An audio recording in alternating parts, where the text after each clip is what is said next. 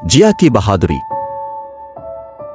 जिया और अली घर के बाग में खेल रहे थे जब उन्होंने अपने पसंदीदा अंकल मानी को आते हुए देखा। दोनों बच्चे खुशी से मानी अंकल की तरफ भागे और उनसे लिपट गए। मानी अंकल हमेशा इनके लिए मजेदार चीजें लेकर आते और मुख्तलिफ खेल खेलते। अब्बा जान और अम्मा जान ने उन्हें खुश आमदीद कहा। अम्मा जान ने उन्हें खाना खाने की दावत भी दी। अंकल ने खुशी से दावत कबूल की और सबके साथ मिलकर खाना खाया। खाना बहुत ही मजेदार था और सब ने पेट भर कर खाया। खाने के बाद अम्मा जान बावर्ची खाने में बर्तन धोने में मसरूफ हो गई, जबकि अब्बा जान इनकी मदद कर रहे थे। मानी अंकल बच्चों के साथ बातें करते हुए कहने लगे कि क्या ख्याल है बच्चों, हम खेल खेलते हैं। बच्चे खुशी से उछलकर बोले, जी अंकल खेलते हैं। पहली बार अंकल ने बारी दी तो बच्चे मेज के नीचे छुपे हुए मिल गए।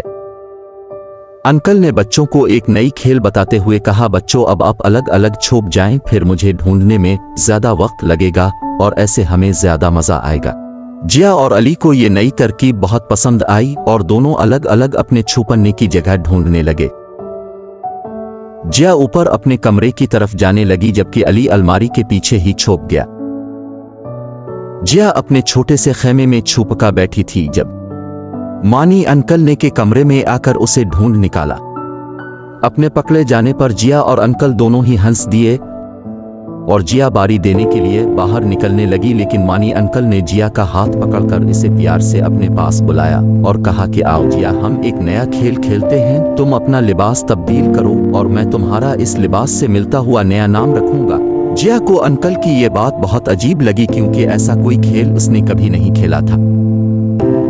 वो फौरन अंकल से दूर हो गई और दरवाजे की तरफ भागी। मानी अंकल उसे रोकने के लिए आगे बढ़े और बोले, जिया मैं बड़ा हूं, मेरी बात मानो।